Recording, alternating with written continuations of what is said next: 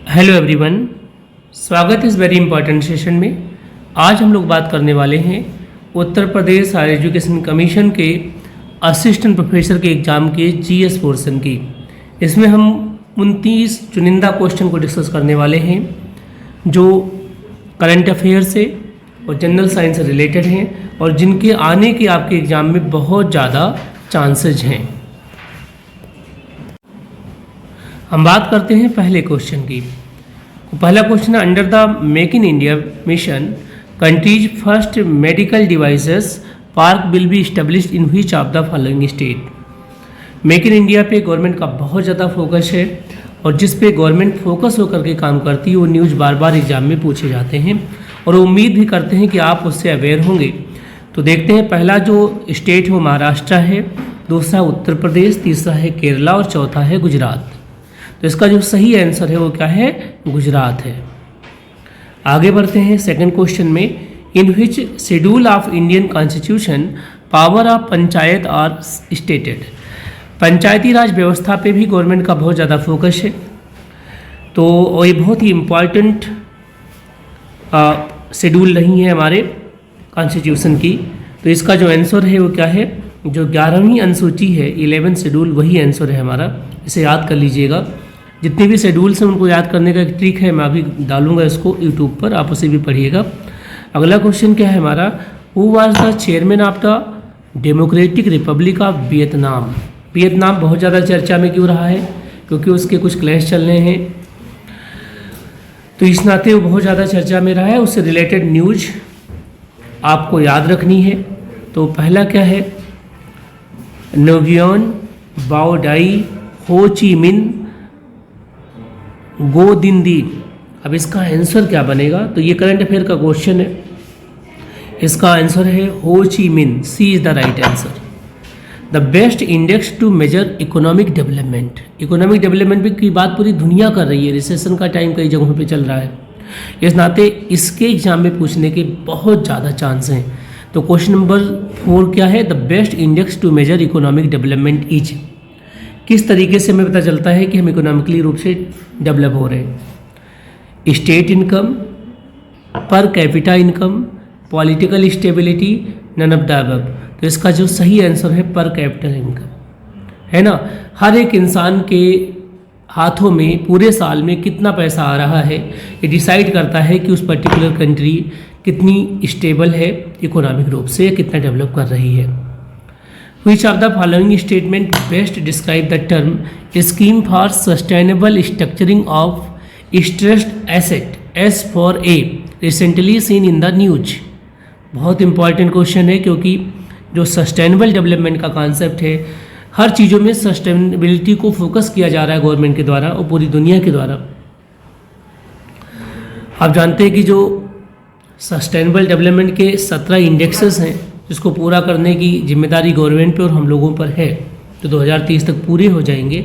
वहाँ से भी एक क्वेश्चन कन्फर्म आता है। पीसीएस में तो 2 क्वेश्चन लास्ट ईयर आया था, आपके एग्जाम में भी वहाँ से एक क्वेश्चन कन्फर्म है। और अब तो मोबाइल में इसके सॉफ्टवेयर हैं सस्टेनेबल डेवलपमेंट इंडेक्स के नाम से। तो देखिए क्वेश्चन नंबर 5 का जो एक्चुअल आंसर है वो क्या है?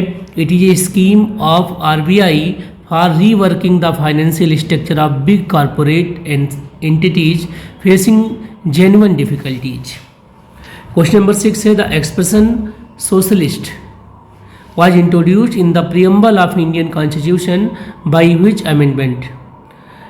भारतीय संविधान में किस संशोधन के द्वारा सोशलिस्ट शब्द को यूज किया गया था? तो हम जानते हैं कि 42वें अमेंडमेंट और 44वें अमेंडमेंट बड़े काम हुए थे, लेकिन ये 42वें अमेंडमेंट में डाला गया था सोशलिस्ट शब्द।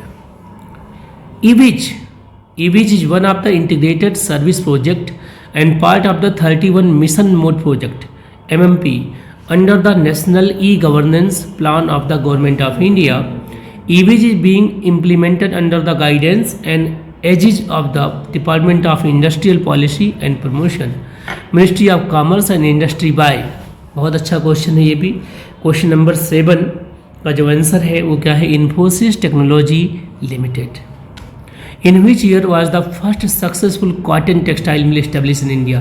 ऐसे क्वेश्चन बहुत आते हैं, कई बार पूछ लेता है चीनी मिल के बारे में। अभी क्या पूछ रहा है? Cotton textile mill.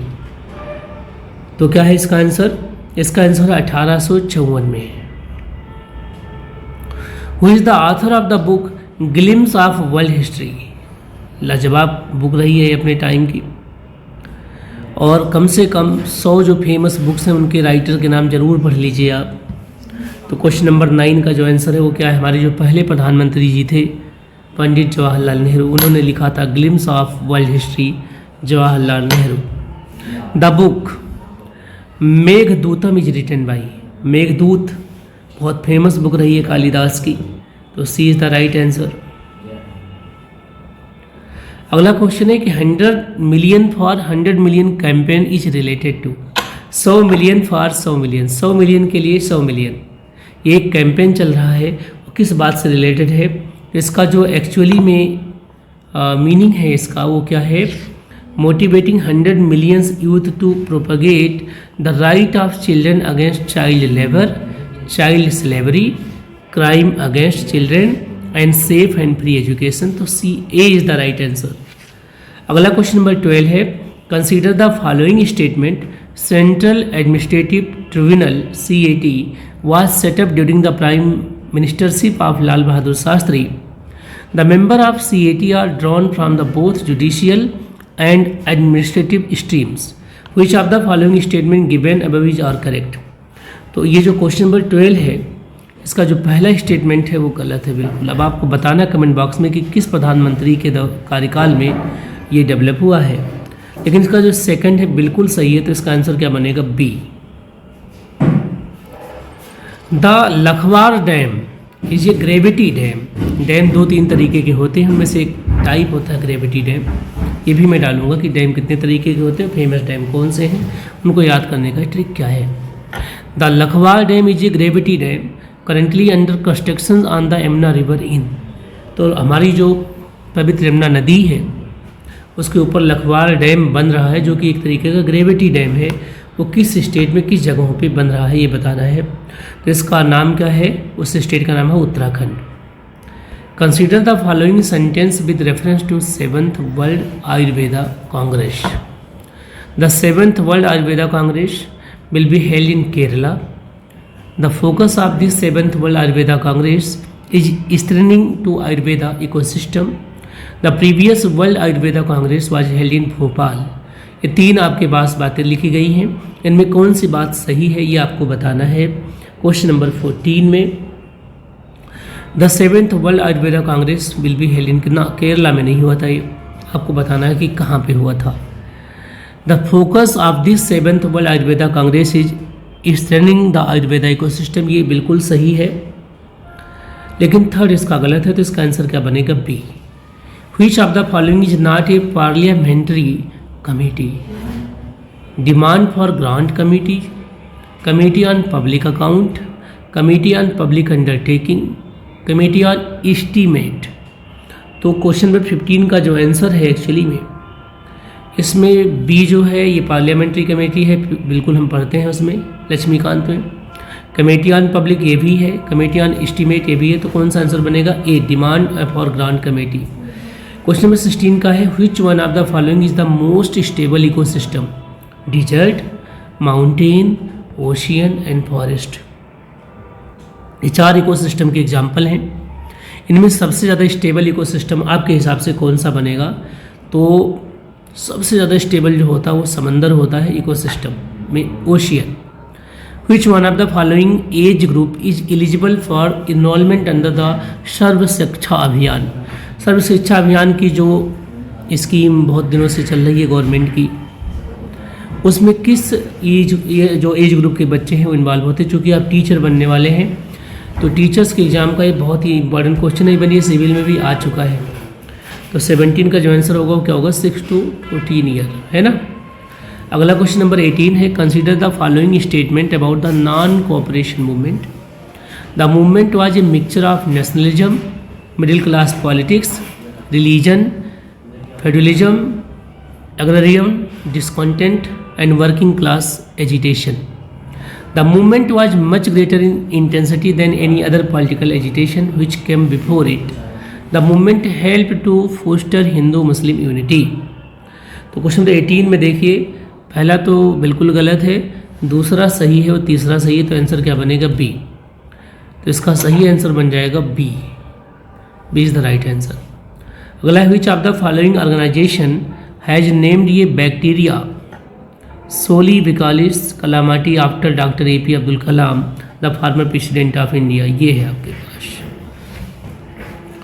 तो किसने रखा था? नासा ने, इसरो ने, बार्क ने या DRDO ने? तो 19 का आंसर क्या होगा? नासा ने। नासा ने इस बैक्टीरिया का नाम अब्दुल कलाम जी के नाम पे रखा है। तो आप इस बैक्टीरिया का नाम जरूर याद रखेंगे क्योंकि बहुत इंपॉर्टेंट है आपके एग्जाम के लिए। In which of the following cases the Supreme Court observe that Central Bureau of Investigation is a caged parrot, है ना? किस पर्टिकुलर ऑब्जर्वेशन से पता लगा या कि CBI एक तरीके का पिंजरे में बंद हुआ तोता है? Rail board bribery case, 2G spectrum scam case, Colgate scam case, Vineet Narayani versus union of India. तो 20 का आंसर क्या है? कोलगेट स्कैम केस जो था इससे पता लगा। Which one of the following nations not a member of the Eurasian economic union? Belarus, Russia, Kazakhstan, Uzbekistan. 21 का आंसर क्या बनेगा? Uzbekistan. Which of the following country has hosted the international neutrality conference? India, Sri Lanka, Turkmenistan, Pakistan. तो 22 का answer क्या है? Turkmenistan. Which one of the following is not correctly match? Nangal dam Sutlej river पे, सरदार सरोवर project Narmada river पे, Nagarjuna Sagar Godavari river पे, Hirakud dam Mahanadi पे। तो इसमें कौन सा मैच नहीं है? तो जो नागार्जुन सागर है वो गोदावरी रिवर पे बना हुआ है। इसका आंसर क्या होगा? कह रहा है कि नॉट करेक्टली मैच पूछ रहा है ना? तो नांगल डैम सतलुज रिवर पे, हीराकुंड डैम हमारा महानदी पे है। और तो ये जो क्वेश्चन है इसमें चारों ही ऑप्शन सही हैं, तो हम नहीं कह सकते कि कौन सा नॉट करेक्टली मैच है। तो इसका जो आंसर है बनेगा ही नहीं, क्योंकि आप याद कर लीजिए कि नांगल डैम है सतलुज रिवर पर, सरदार सरोवर प्रोजेक्ट है नर्मदा रिवर पे, हीराकुंड डैम है महानदी पे और नागार्जुन सागर है गोदावरी रिवर पे। अगला जो क्वेश्चन हमारा है, who among the following was not associated with the home rule movement? Bar bar question आया, मतलब हमें तो लगता है बहुत सारे एग्जाम में यहाँ से क्वेश्चन आए हैं। तो BG तिलक ये तो थे ही, एनी बेसेंट ये भी रही हैं, ये दोनों तो बहुत फेमस रहे इससे। सुब्रमण्यम अय्यर ये भी रहे हैं। CR दास इसके पार्ट नहीं है। तो 24 क्वेश्चन क्या बनेगा? A। अगला है what is the aim of the programme Unnat Bharat Abhiyan? तो इसका एक ही एम है, achieving 100% literacy by promoting collaboration between the volunteer organisation and government education system and local communities. तो A is the right answer.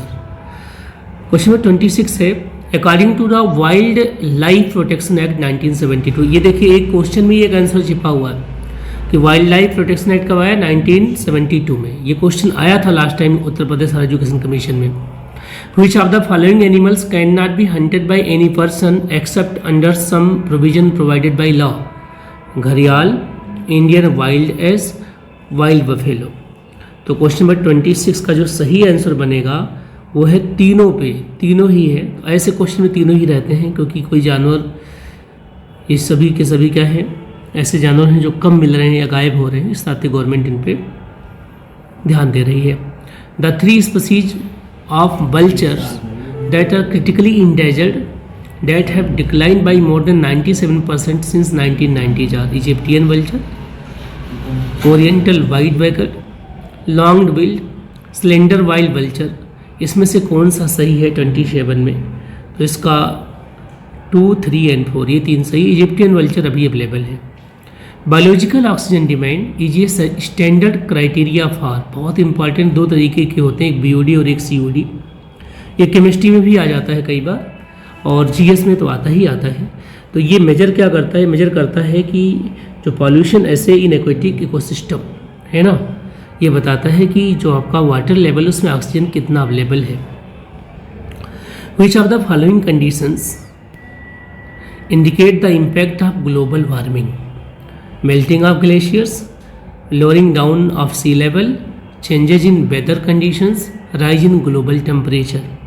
तो 29 का जो एक्चुअल आंसर होगा 1, 3 एंड 4।